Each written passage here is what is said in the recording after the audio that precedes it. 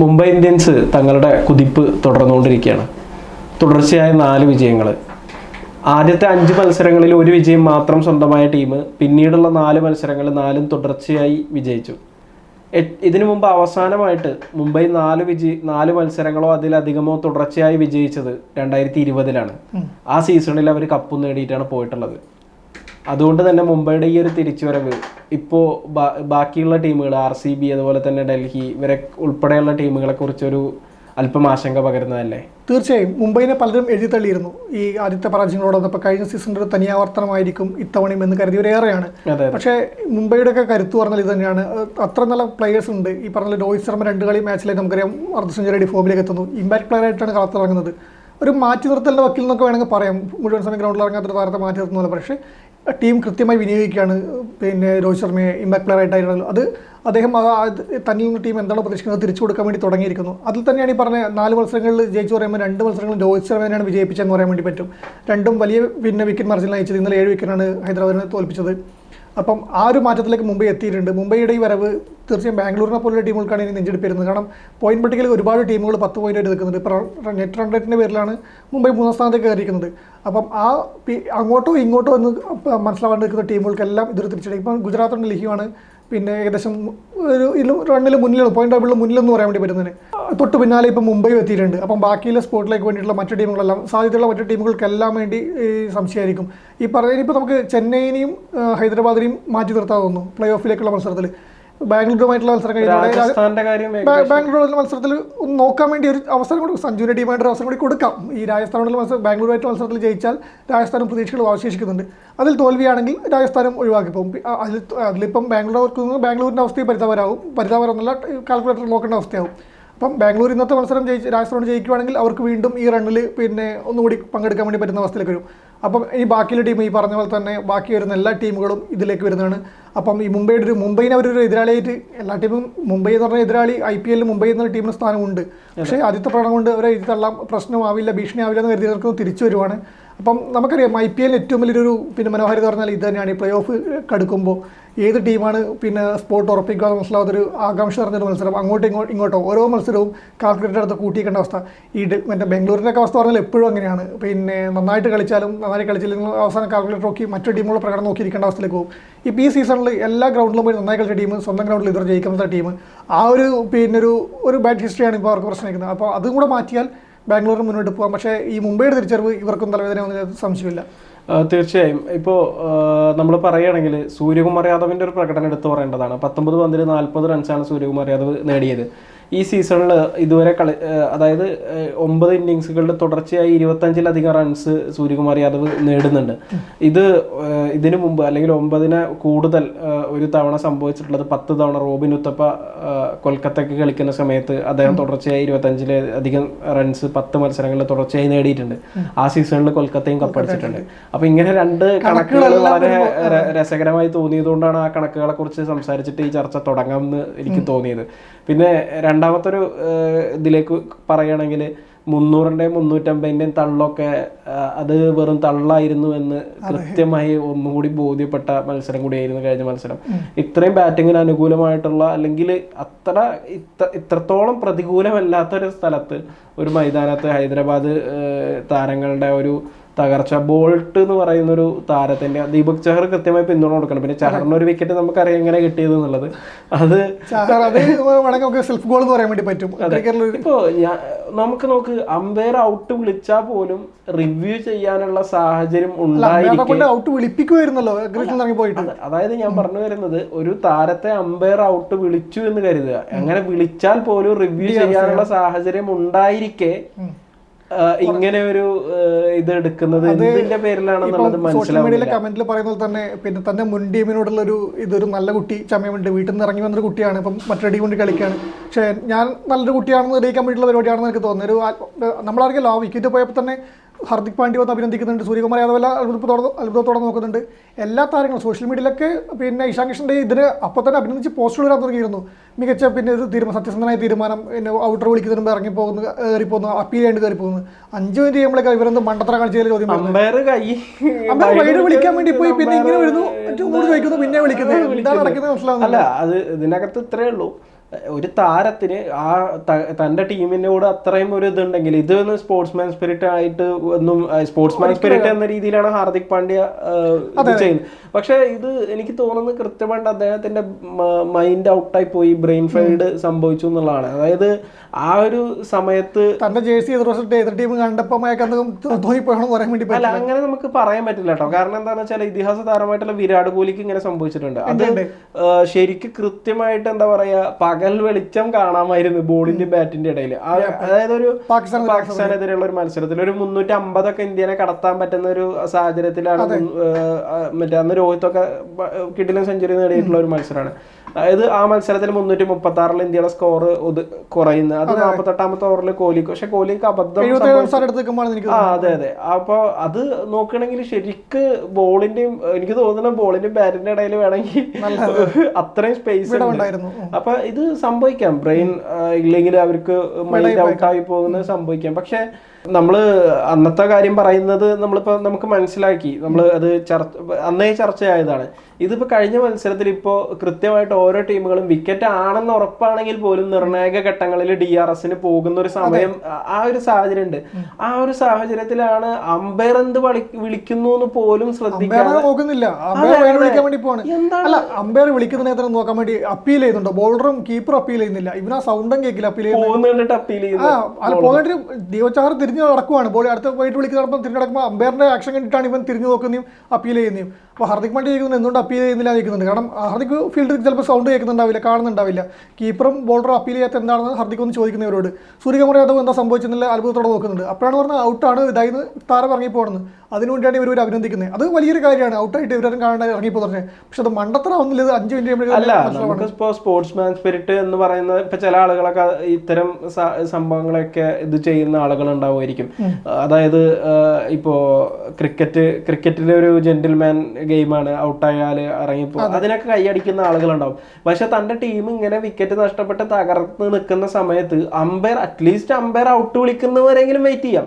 അത് ഒരു താരം ഒരാളും അപ്പീൽ ചെയ്യുന്നില്ല, അമ്പയർമാർ ഔട്ട് ഇത് ചെയ്യുന്നില്ല, അമ്പയർ ഔട്ട് വിളിക്കുന്നില്ല, അമ്പയർ കൺഫ്യൂഷനിലായിട്ട് നിൽക്കുന്ന, അമ്പയർ വൈഡ് വിളിക്കാൻ പോകുന്നത്. അതായത് ഒരുപാട് സാധ്യതകളുണ്ട്. പണ്ടെന്ന് പറഞ്ഞ ഒരു തീരുമാനം എടുത്തു കഴിഞ്ഞപ്പോ ഉദാഹരണം പറഞ്ഞ അമ്പയർ ഔട്ട് വിളിച്ചില്ലെങ്കിൽ എത്രയോ തവണ അങ്ങനെ പോകുന്നു പറഞ്ഞാൽ, പണ്ടെന്ന് പറഞ്ഞു കഴിഞ്ഞാൽ അമ്പയർ ഔട്ട് വിളിച്ചില്ല എന്ന് കരുത്, അപ്പോ ബാറ്റർ മനസ്സിലാക്കണം ഞാൻ ഔട്ടാണെന്ന് മനസ്സിലാക്കിയിട്ട് ഓക്കെ ഞാൻ ഔട്ടാവുന്നു എന്നുള്ളത് മനസ്സിലാക്കാം. പക്ഷെ ഇപ്പൊ അങ്ങനെ ഒരു അബദ്ധം പറ്റിയാൽ പോലും DRS പോലുള്ള സംവിധാനങ്ങൾ എതിർ ടീമിന് ഉറപ്പുണ്ടെങ്കിൽ അവർക്ക് DRS ചെയ്യാനുള്ള അവസരമുണ്ട്. അങ്ങനെ സംവിധാനങ്ങൾ ഉള്ളപ്പോഴാണ് എനിക്ക് തോന്നുന്നത് അത് കഴിഞ്ഞിട്ട് മറ്റെന്താ പറയാ, അതിന്റെ ഒരു റീപ്ലേ ഒക്കെ കാണിക്കുന്ന സമയത്തായിരിക്കും കിഷന് കുറച്ചെങ്കിലും ബോധം വന്നിട്ടുണ്ടാവുന്നതാണ്. അതുവരെ എന്തോ മയക്കത്തിലായിരുന്നു സംശയം, ഒന്നും മനസ്സിലായിട്ടുണ്ടാവില്ല. പക്ഷെ ചിരിച്ചുകൊണ്ട് ഇവർ അഭിനന്ദിക്കാൻ വരുമ്പോൾ ചിരിച്ചുകൊണ്ടാണ് താരം വേണ്ടി പോകുന്നത്. കാരണം ഞാൻ സത്യസന്ധത കാണിച്ചു, തൻ്റെ പഴയ ടീമിനോടുള്ള ഒരു ഇത് ആ സമയത്ത് വന്നപ്പോഴാണ് അവരെ പറ്റിച്ചില്ല, അവർ അപ്പീൽ ചെയ്യേണ്ടത് ഞാൻ എൻ്റെ ഔട്ടായി ഞാൻ കാണിച്ചു കൊടുത്തു പറഞ്ഞാണ് അദ്ദേഹം പോകുന്നത്. പക്ഷേ ഔട്ടില്ലാന്ന് പറയുമ്പോഴേക്കും കളി മൊത്തം മാറിയിട്ടുണ്ട്. അപ്പോൾ 2 റൺ ഒരു വിക്കറ്റ് പോയിട്ടുണ്ട്. ഈ ഹൈദരാബാദിനെ സംബന്ധിച്ചിടത്തോളം ആദ്യ വിക്കറ്റ് നഷ്ടപ്പെടുന്നു, 2 റൺ ഒരു വിക്കറ്റ് നഷ്ടപ്പെടുന്നു. 9 റൺ എടുക്കുമ്പോൾ ഈ വിക്കറ്റ് പോകുന്നത്, പിന്നെ ഇഷാൻ കിഷന്റെ വിക്കറ്റ് ഇങ്ങനെ പോകുന്നത്, പിന്നീട് വിക്കറ്റ് ഇങ്ങനെ പോകുന്നത്. പക്ഷേ ഈ നേരത്തെ സൈഫ് പറഞ്ഞു 13ാമത്തെ റൺസിൽ 2 വിക്കറ്റ് തുടർച്ചയായി പോകുന്നുണ്ട്, 3ാമത്തെ വിക്കറ്റ്. പക്ഷേ നേരത്തെ പറഞ്ഞ 300 അടിക്കാൻ പറ്റുന്ന ടീമല്ല എന്ന് പറഞ്ഞല്ലോ. സംഭവം നമ്മൾ ആദ്യം തന്നെ നമ്മളൊക്കെ പ്രതീക്ഷ കൽപ്പിച്ചിരുന്ന ടീമാണ്. ഞാനിപ്പോഴും പറയുന്ന ഒരു ടീം 300 അടിക്കുന്നുണ്ടെങ്കിൽ, സീസൺ അടിക്കുന്നുണ്ടെങ്കിൽ അതിലിപ്പോൾ ഹൈദരാബാദ് ആയിരിക്കും എന്ന് പറയുന്നുണ്ട്. കാരണം ആ ബാറ്റിംഗ് സ്ട്രെങ്തിൻ്റെ വെച്ചിട്ടാണ്. പക്ഷേ ഇന്നലെ ഇപ്പോൾ നടന്ന സമയത്ത് നമുക്കറിയാം, ഇപ്പം വേറെ ഏതെങ്കിലും ടീമായിരുന്നെങ്കിൽ പിന്നെ 35-ന് 4 വിക്കറ്റ് പോകുന്ന സമയത്ത് പിന്നീട് ആ ടീം 100 കിടക്കാൻ വളരെ ചാൻസ് കുറവാണ്. അവിടെയാണ് ഈ ബാറ്റിംഗ് സ്ട്രെങ്തിൻ്റെ ഇത് വരുന്നത്, ക്ലാസിൻ്റെ ഒരു ക്ലാസ് ഇന്നിങ്സ് വരുന്നത്. അദ്ദേഹത്തിൻ്റെ ആ പ്രകടനം ടീമിനെ ഒരു ഭേദപ്പെട്ട പൊരുതാവുന്ന സ്കോറിലേക്ക് എത്തിച്ചു. അതിന് അഭിനവ് മനോഹറും കൂടി ചേർന്നിട്ട് പൊരുതാവുന്ന സ്കോറിലേക്ക് എത്തിക്കുകയാണ് അവർ. ആ ക്ലാസ്സിന് വിക്കറ്റ് പോയില്ലെങ്കിൽ കുറച്ചുകൂടി റണ്ണ് ഉയർന്നേനെ. ആ ലാസ്റ്റ് പിന്നെ ബൂമറക്കെതിരെ വിക്കറ്റ് പോയി. പക്ഷേ എനിക്ക് തോന്നുന്നത് ഈ ഒരു കണ്ടീഷനിൽ എത്ര റൺസ് ഉയർത്തിയിട്ടും ഇനി കാര്യമൊന്നുമില്ല. കാരണം ഓൾറെഡി ഡാമേജ് സംഭവിച്ചു കഴിഞ്ഞു എന്നുള്ള, അല്ലെങ്കിൽ പിന്നെ വല്ല 200-ന്റെ മേലെ 200 റൺസ് ഒക്കെ എത്തണം. അതല്ലാതെ ഞാൻ പറയണത് ഇങ്ങനെ തകർന്നൊരു ടീം ഈ റണ്ണിലേക്ക് എത്തില്ലായിരുന്നു, മറ്റു ടീമുകളായിരുന്നെങ്കിൽ ചിലപ്പോൾ എത്തില്ലായിരുന്നു എന്ന് പറഞ്ഞു. കാരണം ഈ പറഞ്ഞ ബോൾട്ടും ചാഹറും ബൂമറിയും അടക്കുന്ന എതിർ ബോളിംഗ് നിര, ഒരു പിന്നെ ഏറ്റവും മികച്ച ഒരു ബോളിംഗ് നിരയാണ് മുംബൈ യൂണിറ്റ്. ഹാർദിക് പാണ്ഡ്യ ഉൾപ്പെടെ നന്നായിട്ട് വന്നെറിയും. വിഘ്നേഷ് പുത്തൂർ ഇന്നലെ ഒരു ഓവറിൽ 15 റൺസ് അല്ല വാങ്ങി, ഒരു ഓവർ എറിഞ്ഞിട്ടുള്ളൂ. പക്ഷേ എങ്കിലും മികച്ച ഒരു ബോളിംഗ് സാഹനർ നന്നായിട്ട് വന്നെറിഞ്ഞു, ഇന്നലെ മികച്ച രീതിയിൽ എറിഞ്ഞിട്ടുണ്ട്. അപ്പോൾ ഇങ്ങനെ ഒരു നിരയോട് വേറൊരു ടീമാണെങ്കിൽ കൂടി, നമ്മളിപ്പം മറ്റു പല ടീമിന് ഒരു 58 റണ്ണിന് ഓളോട്ടെ 48 ചെറിയൊരു ടീമിനൊക്കെ ഓളോട്ടുന്ന ടീമിന് നമുക്കറിയാം. IPL അങ്ങനെ സംഭവിക്കാറുണ്ട്. അപ്പോൾ ഇന്നലത്തെ ഈ നില വെച്ച് പോകുമ്പോൾ മറ്റൊരു ടീമായിരുന്നെങ്കിൽ 100 കടക്കുക എന്നുള്ളത് വളരെ പരിതാപകരമായ അവസ്ഥയായിരിക്കും. പക്ഷേ അവിടെ നിന്ന് ഈ റണ്ണിലേക്ക് എത്താൻ വേണ്ടി ക്ലാസിൻ്റെയും അഭിനവിൻ്റെയും ഇന്നിങ്സ് പറ്റിയിട്ടുണ്ട്. അത് ആ ബാറ്റിംഗ് നിരയുടെ സ്ട്രെങ്ത് കൊണ്ട് തന്നെയാണ്. ആ താരങ്ങളുടെ ഒരു മനോധൈര്യം, ഈ പറഞ്ഞ പോലെ ഒരുത്തം വിക്കറ്റ് വലിച്ചെറിഞ്ഞ് പോകുന്നു, ബാക്കിയുള്ള താരങ്ങളൊക്കെ ഔട്ടായി പോകുന്നു. ഈ സമയത്ത് വേറെ എന്താ അവസ്ഥ എന്നുള്ളത് ഒരു ടെൻഷൻ വന്നേക്കാം. പക്ഷേ അവിടുന്ന് കളി ആങ്കർ കൊണ്ടുപോകാൻ വേണ്ടി ക്ലാസ്സിന് പറ്റുന്നുണ്ട്. പിന്നെ ആ ഇന്നിങ്സ് ലാസ്റ്റ് പിന്നെ ബൂമറൊക്കെ നന്നായിട്ടാണ് 6 ഒക്കെ വന്ന സമയത്ത് നന്നായിട്ട് കളിച്ച് വരുന്ന സമയത്താണ് ഒരു വിക്കറ്റ് പോയത്. അതിൻ്റെ ഒരു വിക്കറ്റ് വലിച്ചെറിഞ്ഞു പറയാമല്ലോ, അവസാന നിമിഷം റൺ ഉയർത്തുന്ന ടൈം തന്നെയാണ്. ആ സമയത്ത് കൂറ്റിനടികളിൽ മാത്രമേ അടക്കൂ. ആ ഒരു സമയത്ത് വിക്കറ്റ് പോകുന്നു. അഭിനവ് അങ്ങനെ തന്നെയാണ്, നന്നായിട്ട് കളിക്കാൻ വേണ്ടി ശ്രമിക്കുന്നു. ആ സമയത്താണ് അദ്ദേഹത്തിന് വിക്കറ്റ് പോകുന്നത്. നന്നായിട്ട് കളിച്ചിട്ടുണ്ട്. ആദ്യം ഈ ക്ലാസ്സിന് ഔട്ടാവുന്നവരെ നോക്കിയാൽ ബോളിന് അത്ര റൺ ഉണ്ടായിരുന്നില്ല. അഭിനവിൻ്റെ ഇന്നിങ്സിൽ വളരെ കുറവായിരുന്നു.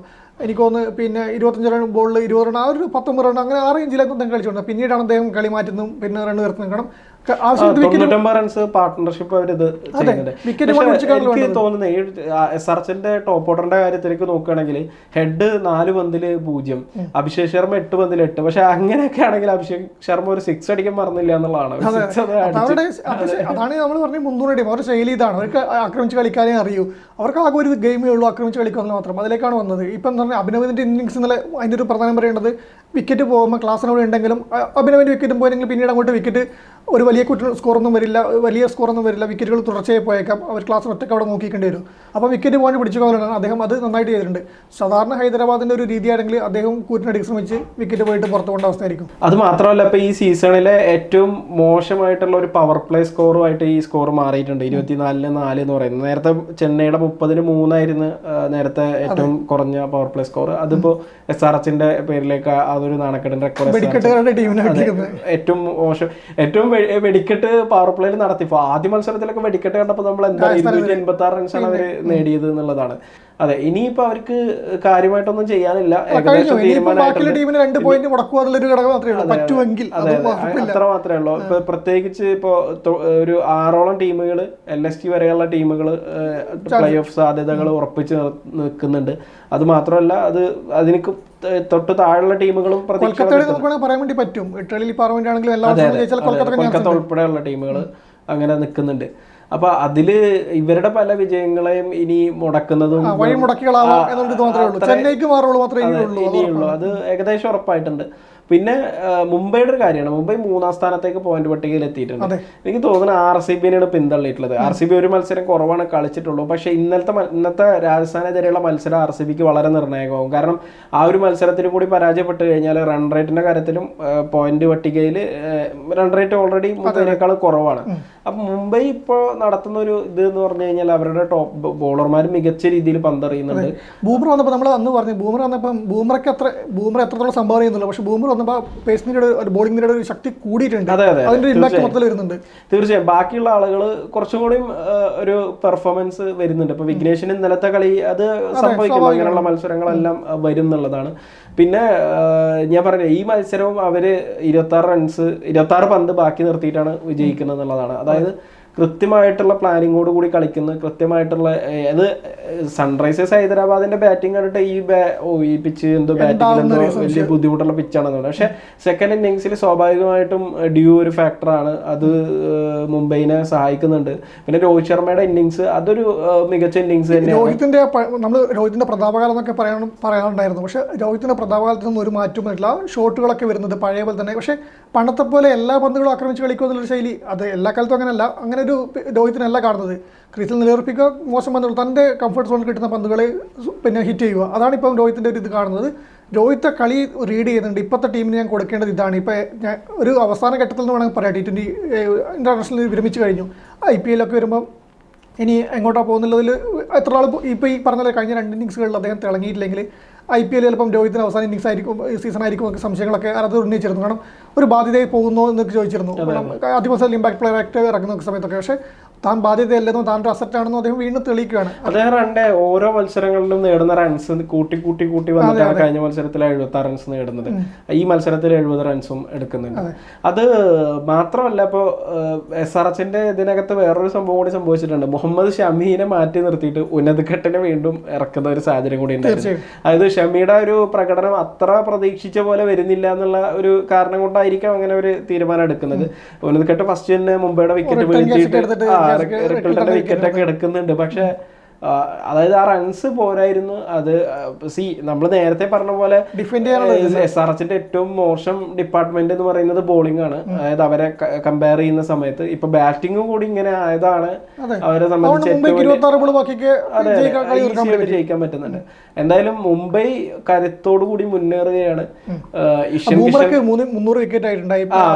ഏറ്റവും വേഗതയേറിയ 300 വിക്കറ്റ് നേട്ടങ്ങളൊക്കെ മിസ്സാക്കുന്നുണ്ട്. കഴിഞ്ഞ കളിയിൽ നമ്മൾ KL രാഹുലിന്റെ വിട്ടുപോയ കമന്റിലൊക്കെ ചൂണ്ടിക്കാണിക്കുന്നത്. അതിപ്പോ നമ്മൾ നോക്കുകയാണെങ്കിൽ ഓരോ മത്സരത്തിലും ഒരുപാട് റെക്കോർഡുകളും നേട്ടങ്ങളും. പക്ഷേ ഇത് രാഹുൽ ഇന്നലെ നാഴികക്കല്ലാണ്, ഇന്നത്തെ ഇതും കൂടി നാഴികല്ല. നമ്മൾ മിസ്സാക്കി പോയാൽ അത് കമന്റിൽ പറയും. അത് ഓർമ്മിപ്പിക്കാൻ ആളുണ്ട് ബാക്കിയുള്ളവർക്ക്. അതെ അതെ, അത് വളരെ നല്ല കാര്യമാണ്. കാരണം നമ്മൾ വിട്ടുപോകുന്ന കാര്യങ്ങൾ ആളുകൾ കമന്റ് ആയിട്ട് ഷെയർ ചെയ്യുന്നത് വളരെ നല്ല കാര്യമാണ്.